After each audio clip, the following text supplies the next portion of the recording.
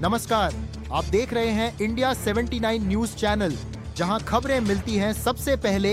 नासिक से इस वक्त की बड़ी खबर। अंबेडकर जयंती के मौके पर नासिक शहर में कानून व्यवस्था को खुली चुनौती देने वाली बेहद सनसनीखेज घटना सामने आई है। नासिक के उपनगर थाना क्षेत्र के टाकली गांव में एक युवक पर पिस्टल तानकर गोली चलाने का आरोप लगा है। इस घटना के बाद पूरे इलाके में डर और गुस्से का माहौल बन गया है। मिली जानकारी के अनुसार पीड़ित सिद्धार्थ पगारे उम्र 26 साल अंबेडकर जयंती के कार्यक्रम में शामिल थे। देर रात करीब 11:30 बजे डीजे पर डांस के दौरान मामूली धक्का लगने की बात पर विवाद शुरू हुआ। आरोप है कि अक्षय लोखंडे नाम के युवक ने पीड़ित को जाति सूचक गालियां दी और जान से मारने की धमकी दी। मामला यही नहीं रुका। कुछ ही देर बाद आरोपी अपने एक साथी के साथ बाइक पर वापस आया और डॉक्टर बाबा साहेब आम्बेडकर की प्रतिमा के पास पीड़ित को रोक लिया।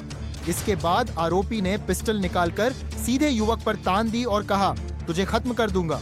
और फिर गोली चलाने की कोशिश की गई, जिससे कटक जैसी आवाज आने की बात सामने आई है। इस दौरान आरोपी के साथी ने भी धारदार हथियार दिखाकर डर फैलाया। पीड़ित ने समझदारी दिखाते हुए झुककर अपनी जान बचाई और मौके से भागकर सीधे पुलिस स्टेशन पहुंचा। घटना के बाद आरोपी मौके से फरार हो गए हैं और अभी तक गिरफ्तारी नहीं हो पाई है। पुलिस ने इस मामले में भारतीय न्याय संहिता की धाराएं, शस्त्र अधिनियम 1959 और SC/ST अत्याचार निवारण कानून के तहत गंभीर और गैर जमानती केस दर्ज किया है। कानून विशेषज्ञों के मुताबिक यह मामला हत्या के प्रयास, अवैध हथियार के इस्तेमाल और जातीय उत्पीड़न का गंभीर मामला है।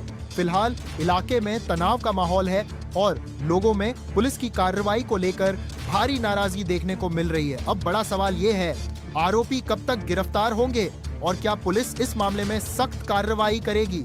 इस खबर से जुड़े हर अपडेट के लिए बने रहिए हमारे साथ। वीडियो को लाइक करें, शेयर करें और चैनल को सब्सक्राइब करना न भूलें।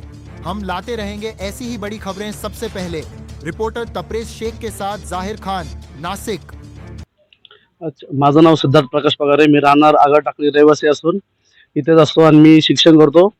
काल दिनांक 14 एप्रिल या दिवशी रात्री आमच्या गावात 14 एप्रिल हा सण एकदम अति आनंदाने साजरा होतो इथं म्हटलं तर आम्ही रात्री काल 11:30च्या सुमारास नाचत असताना तिथं आमच्या नाचत असताना तर गर्दीचं प्रकरण असल्या कारणाने तर आमच्या बाजूला एक अक्षय लोखंडे नावाचा युवक होता। तो नाचत असताना माझा धक्का लागला असल्या कारणानं तर त्यांनी मला शिवी दिल्या कारणानं मी त्याला माझ्याशी माफी मागितली तर त्यांनी काही ऐकलं नाही। त्यांनी मला शिवी दिली जातीवरनं, तू महार बोडायचा आहे वासून। त्याला असं देखील बोललो, म्हटलं मी तर तू जातीवर काही शिवी देऊ नको मला काही। त्यांनी काही माझं ऐकून घेतलं नाही। तो मला बोलला, तुला नंतर बघून घेईल। त्यानंतर मी माझ्या गावातील पुतळा आहे, छोटा आंबेडकर पुतळा, त्या ठिकाणी आलो असताना माझे मित्र सहकारी इथं आहेत। आम्ही त्यांची चर्चा चालू होती आमची, या टीचर नाही का चर्चा चालू असताना अक्षय लोखंडे राहणार वैदवाडी व त्याचा साथीदार ते इथं आले, दोघे जण मोपेड गाडीवर। त्यांनी आल्यानंतर त्यांनी माझ्यावर डायरेक्ट शिवी दिल्या कारणानं डायरेक्ट फायरिंग केली। माझ्यावर बंदुकीची फायरिंग केली त्यांनी, डायरेक्ट त्याच्यावर फायरिंग केलं तर मी एकदम वाकून गेलो, तर हुकून गेलं। त्याच्यामध्ये एकदम मी स्तब्ध पद्धतीने माझे एकदम पाय थरकरत होते, त्याच्यामध्ये थरकरत असल्या कारणानं तर एकदम अशी अवघड परिस्थिती घडली। त्यानंतर ते गेले तसं मी पळ काढत पोलीस स्टेशनला गेलो।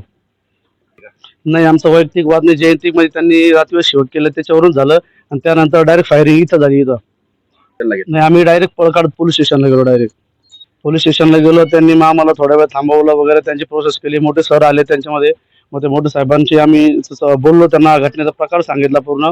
त्या सांगितल्यानंतर त्यांनी मग आपलं FIR पूर्ण केली। याच्यामध्ये पूर्ण FIRचा जो सारांश आहे तो त्याच्यामध्ये मेन्शन करून घेतला। आमची अशी अपेक्षा आहे, आम्हाला न्याय मिळावा आणि आरोपीला तात्काळ त्याचा कायद्याचा नाशिक जिल्हा कायद्याचा बिल बालेकला हो, अशी आमच्या गावच्या वतीने अपेक्षा आहे। आमचं एवढंच म्हणणं आहे का जो मुलगा आहे त्याला कडक शिक्षा व्हायला पाहिजे। आज उद्या पोरग मरून गेला असता हा गावचा प्रश्न आहे आणि 14 एप्रिल मध्ये त्यांनी असं केलं म्हणजे हा पूर्णपणे जातीवाद झालेला आहे। वैदवाडीत आम्ही गेलो का, कधी त्यांना भांडण केलंय का? मग त्यांनी का करावं इथं? उद्या गेलं याला जबाबदार कोण? आणि पोलिसांनी जर याची दखल घेतली नाही तर आम्ही CP-कडे जाऊ, नाही तर आंदोलन करून इथंच आत्महत्या करून घेऊ। या वैदवाडीला धडा शिकवला पाहिजे। यांचे मटके, यांचे दारूचे धंदे, पोरांना तिकडे जाऊ देत नाही।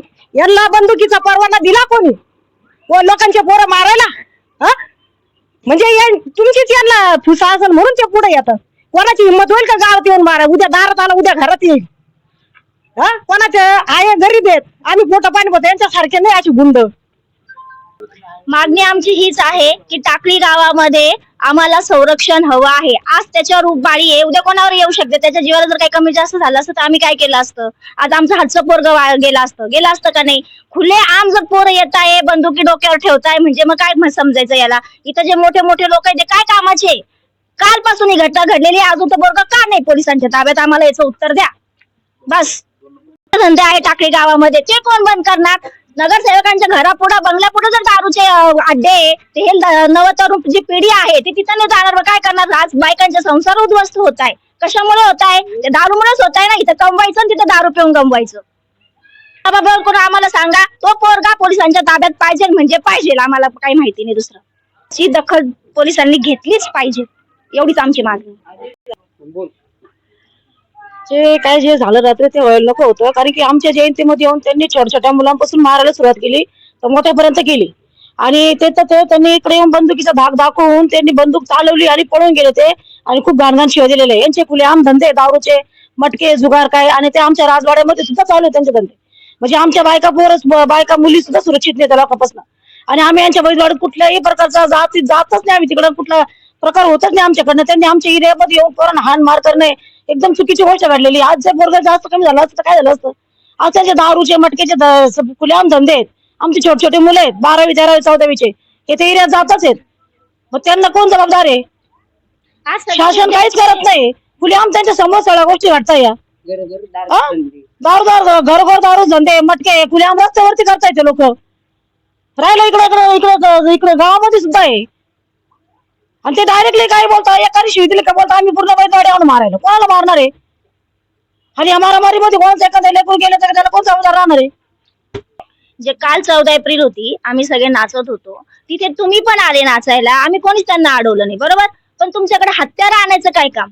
तुमच्याकडे हत्यारं कशी काय बाळगली? पोलिसांनी पाहिली पण की यांच्याकडे हत्यारं होते म्हणून. म्हणजे तुम्ही काहीतरी खोडी काढण्याच्या उद्देशानेच तिथे आले होते ना, हेच म्हणावं लागेल.